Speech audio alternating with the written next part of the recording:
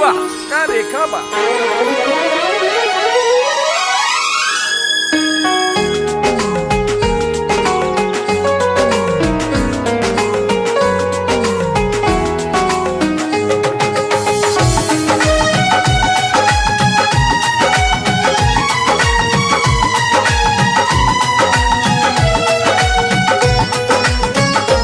कौना देवता के गढ़ल सवारल हऊ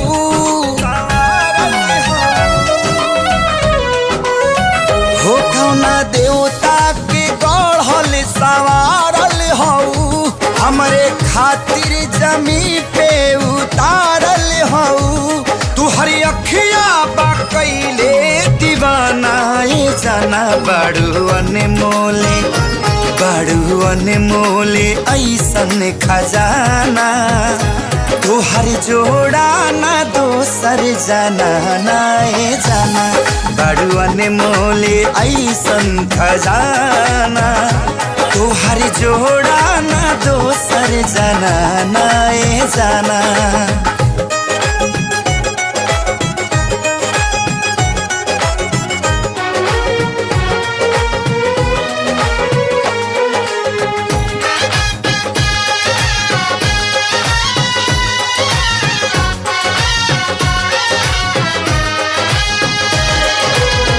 चनवा से रंग लेके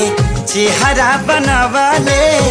चमक के गोराई गोरे गाल के कारी रे बदरिया से केसिया संवराले लागत फुर्सत निकाल के हवा मारी दया चरवा फहर जाना हो मुड़ के देखे त नजरिया ठहर जाना हो केहू कैसे ना होई या सिकाना ये जाना बड़ू अनमोले ऐसन खजाना तोहर जोड़ा ना दोसर जाना ना ये जाना बड़ू अनमोले ऐसन खजाना तोहर जोड़ा ना कोनो जाना ना ये जाना। बाबूजी हेलो हाँ बाबूजी से टिकट ले ले अभी तक ले तो तेल के नहीं ले कहां बड़े लाइन में लागल बनी बाबूजी लाइन में लागल बनी चल जल्दी करे आओ।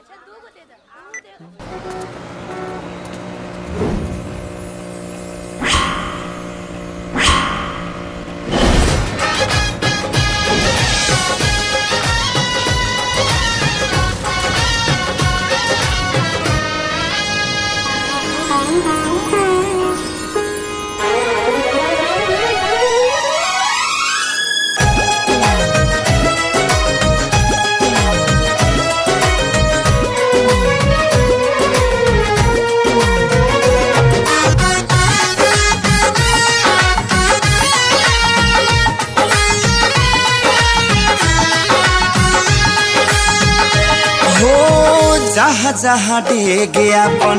धरबू सजनिया भाग खुल जाइयो जमीन के ओ करे तू बनबू